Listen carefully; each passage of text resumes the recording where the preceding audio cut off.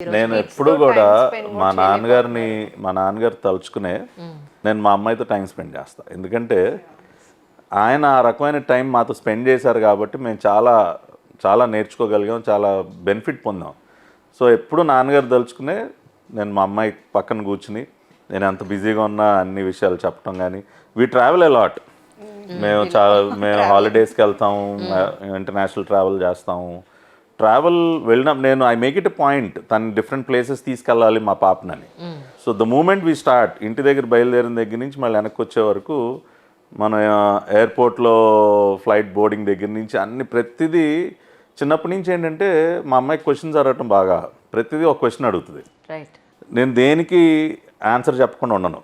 నేను అసలు క్వశ్చన్స్ అడిగితే మనం ఆన్సర్స్ చెప్పడం స్టార్ట్ చేస్తే వాళ్ళు ఇంకా ఇంకా అడుగుతారు మనని, వాళ్ళు ఉన్న డౌట్స్ అన్నీ. చాలా మంది నేను అబ్జర్వ్ చేస్తుంది ఏంటంటే ఏంట్రా పిచ్చి ప్రశ్నలు, ఎవరికో సైలెంట్ కూర్చో, ఆ ఫోన్ పట్టుకుని కూర్చో, ఏంటి అది అది చాలా తప్పండి. అది వాళ్ళు కొన్ని ప్రశ్నలు అడిగే సిల్లీగా ఉండొచ్చు, లేదా మిస్గైడ్ చేసే ఆన్సర్లు ఇస్తారు. సో నేను అట్లా కాకుండా every small thing I try to educate her. దానివల్ల ఏంటంటే ఇవాళ she loves to travel with us. ఎందుకంటే మనం ఏ కంట్రీ చాలా కొత్తగా కనపడతా ఉంటాయి, different cultures, different food, different people. ఎక్కడికి వెళ్ళినప్పుడు కూడా నేను తను కూర్చుని తన్నే పంపిస్తున్నాను. రెస్టారెంట్లో ఉన్నప్పుడు you go and interact with her. ఆ కౌంటర్లో నువ్వే వెళ్ళి తీసుకురా, ఏదైనా షాప్లో అంటే నువ్వే వెళ్ళి అడుగు. లేదు ఇప్పుడు ఏంటంటే పొజిషను ఇమిగ్రేషన్ కౌంటర్ దగ్గర తన పాస్పోర్ట్ తీసుకుని తనే వెళ్ళాలి, తన బోర్డింగ్ పాస్ తనే తీసుకోవాలి, ఎలా డీల్ చేయాలో. సో ఇప్పుడు అలవాటు అయిపోయింది. తను నా పాస్పోర్ట్ నాకు ఇవ్వు, నా ఎల్గో, తన సెక్యూరిటీ చెక్ తనే, తన ఇమిగ్రేషన్ తనే, అన్నీ. So she also love to travel, she loves to fly.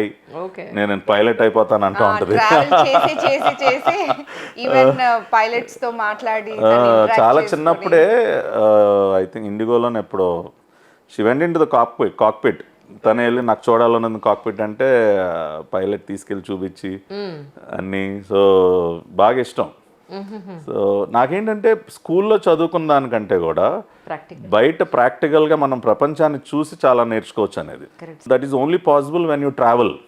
South East Asian countries చాలా వరకు తిరిగాము, యుఎస్ వెళ్ళాము 3-4 సార్లు, then Middle East we finished all the countries. So అట్లా I make it a point. ఈ 1 year కొద్దిగా బిజీ అయ్యి కుదరలేదు, కానీ తనకు కూడా ఇష్టం.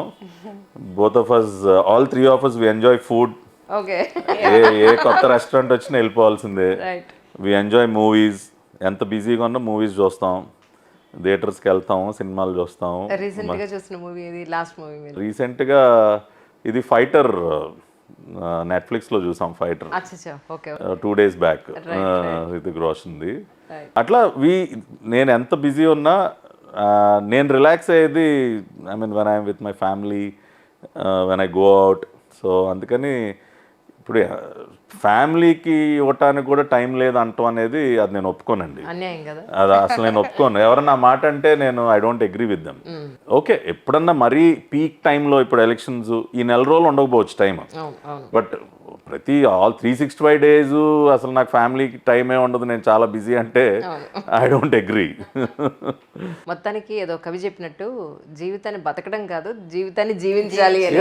సో మీరు జీవితాన్ని జీవిస్తున్నారు హాయిగా. See, the other thing which I always feel is you should try and gather memories for yourself. ఇప్పుడు when you're old, say 70 or 75, and మీరు కదలలేని పరిస్థితిలోనో ఏదో ఒక చోట ఉండాల్సిన పరిస్థితిలో, when you look back, you should at least have few memories. ఆ మెమరీస్ని build చేసుకుంటే that so much of happiness you derive. నేను ఆ టైంలో అక్కడికి ఎట్లా వెళ్ళాం, ఇక్కడికి ఇట్లా చేసాం, ఇది ఇలా చేసాం, we had so much fun then.